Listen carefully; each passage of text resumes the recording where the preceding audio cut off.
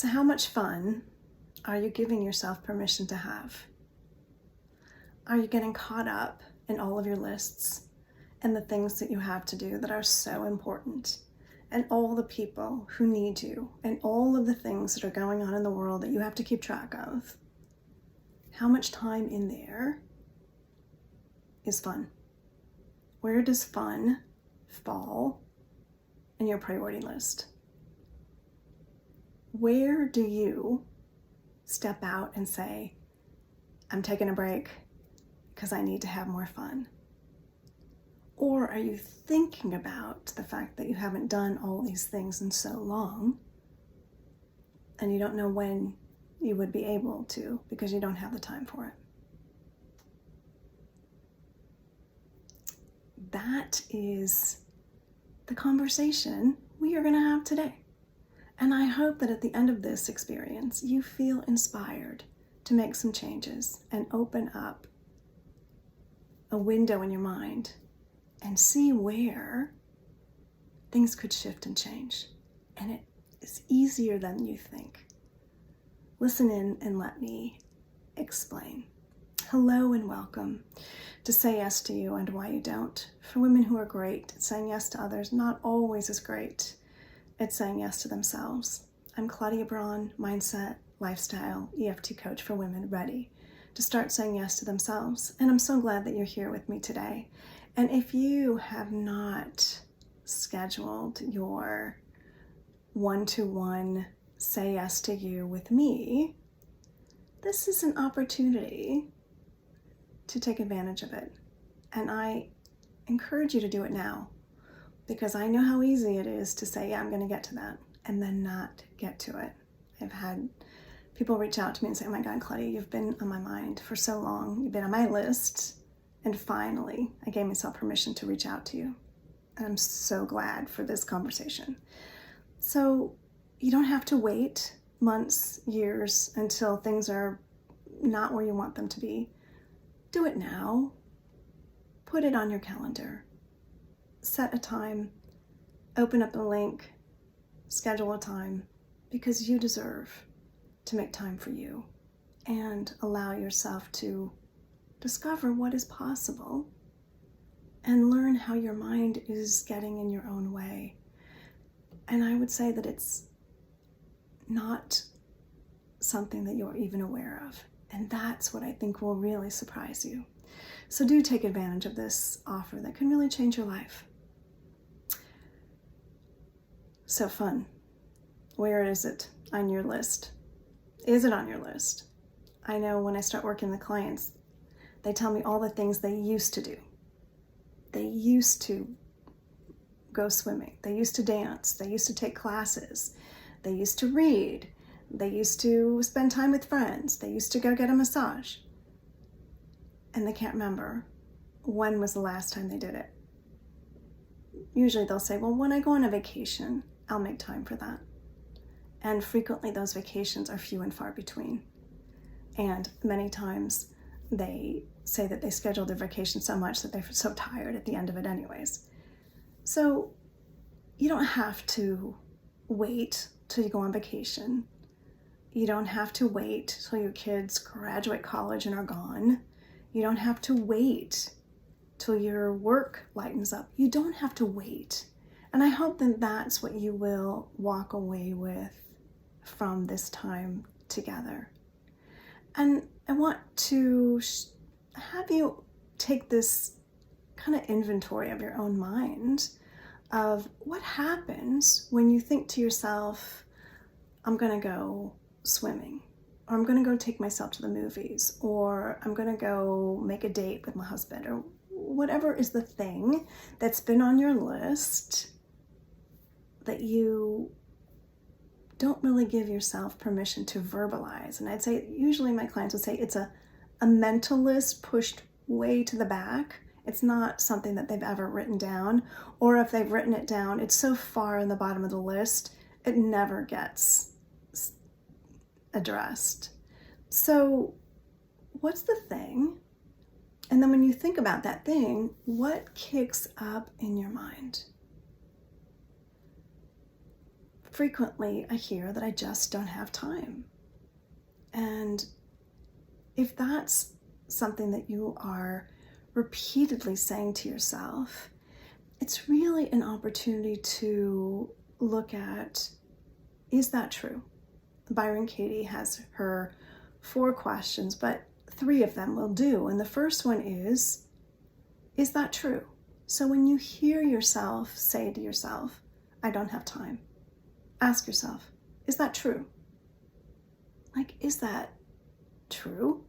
And then the second question is that absolutely true? So maybe it feels true, but then when you explore it a little bit more, you think, well, is it absolutely true? And you're like, well, it doesn't have to be true. And then the third thing is to ask yourself, who would you be without that thought? Who would you be without that belief?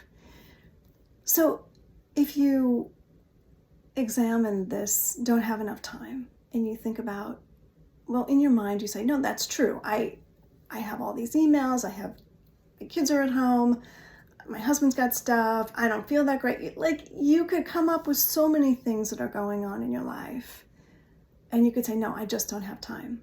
But then when you go, well, is it absolutely true? And you say, well, I could probably, then you start to realize, no, it's not absolutely true. But you've been telling yourself it's absolutely true.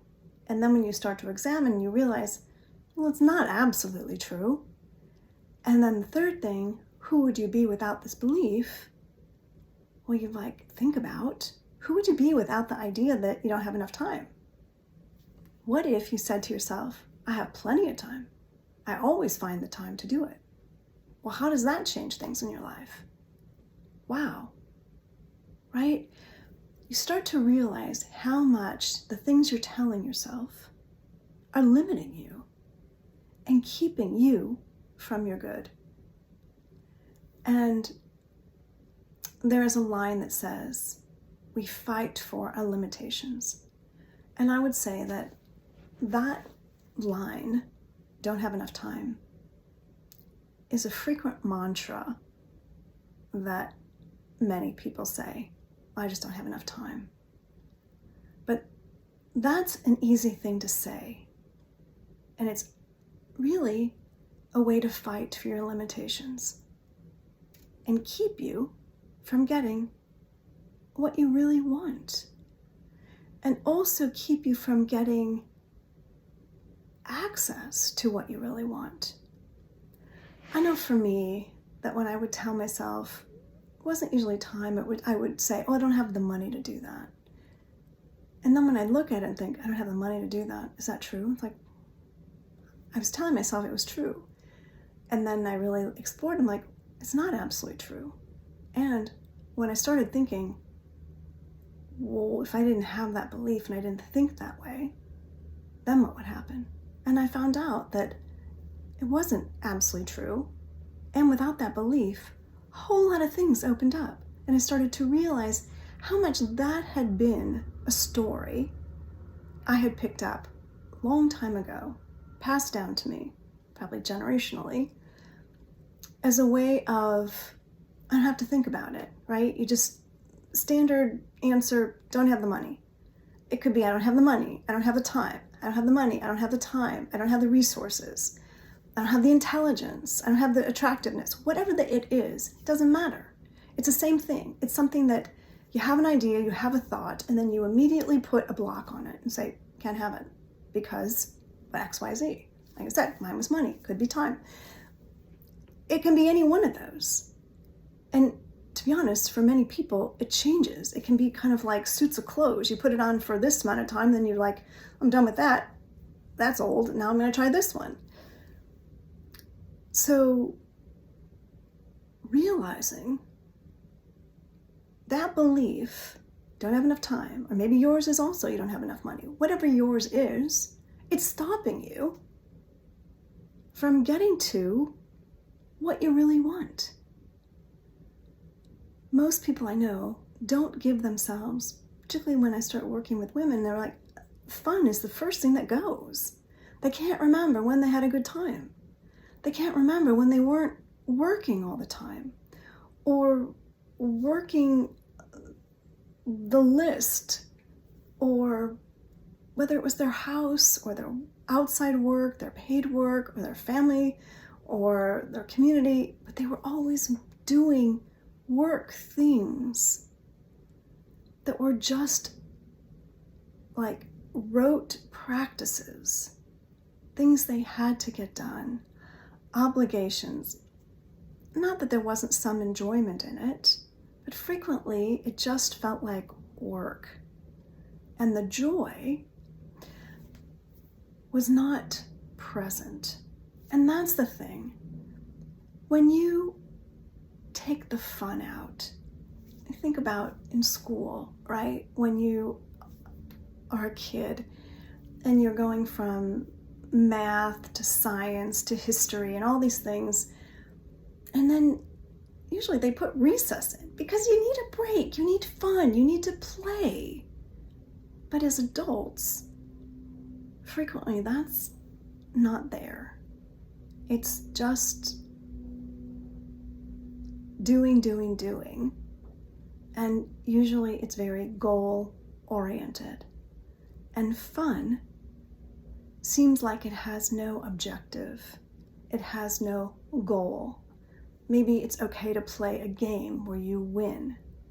But just for the sake of having fun, most women that I start working with don't have it included in their life.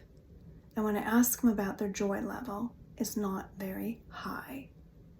The two are connected. I mean, it can be fun to plant your garden. It can be fun to buy flowers and arrange them. It doesn't have to be a big thing. It can be fun to dance around your house. They don't have to be, you have to go on this extravagant trip. And I'm going to say frequently, that isn't what is the thing that brings joy. The joy is in the simple.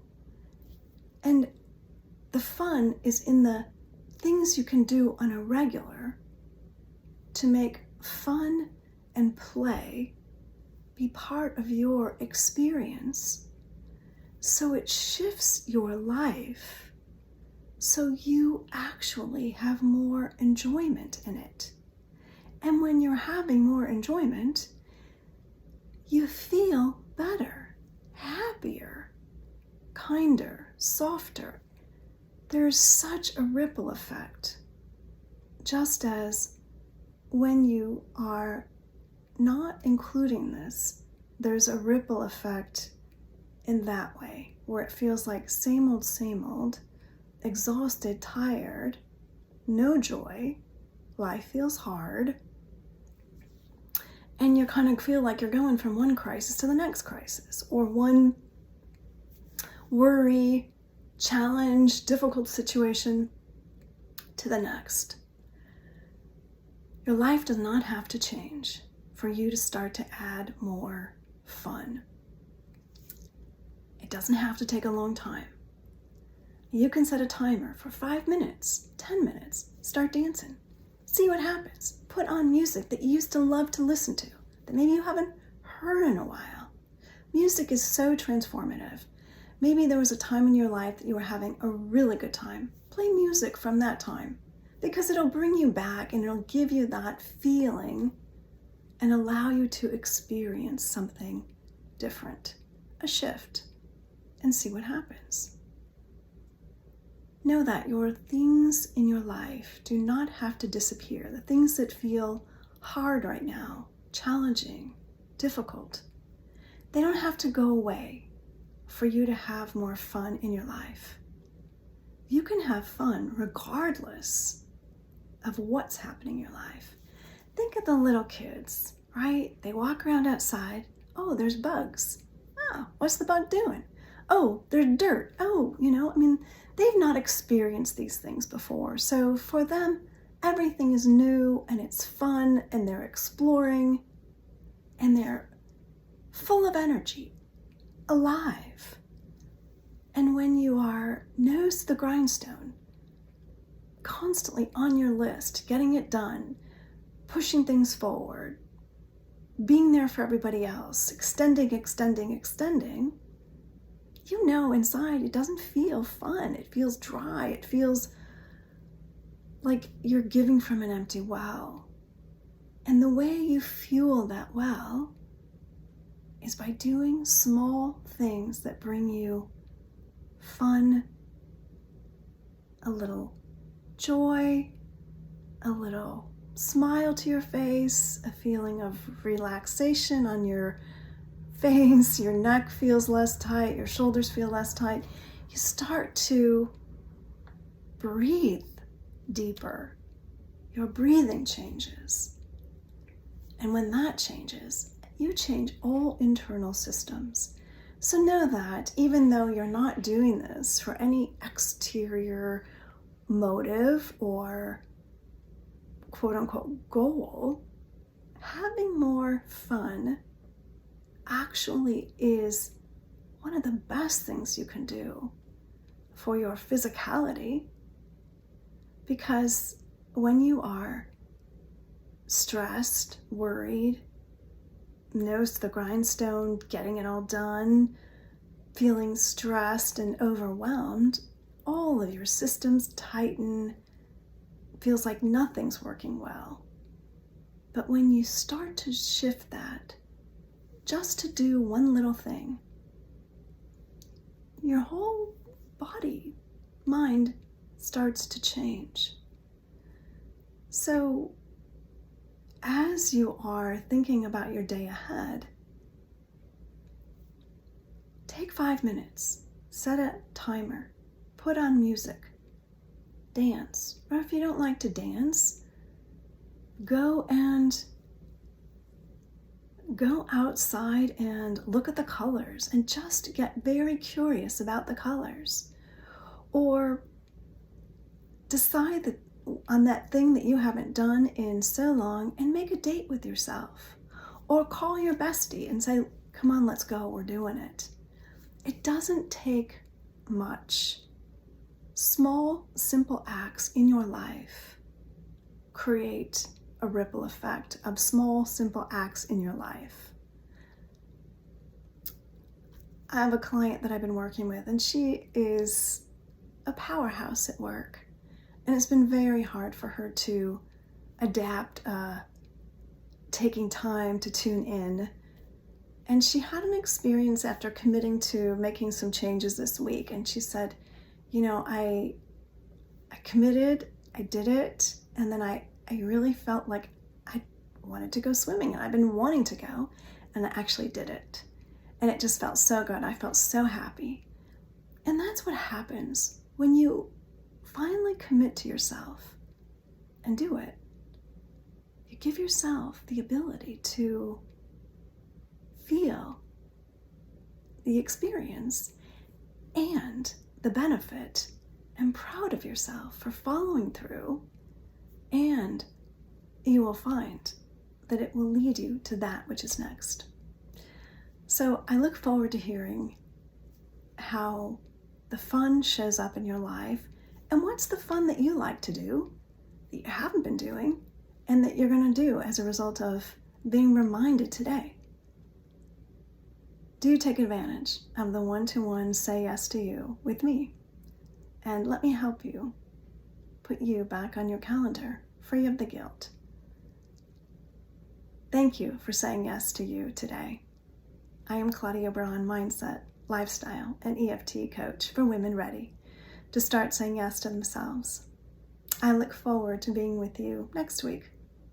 I hope you have a really good week. And do leave your comments. They mean so much. Bye for now.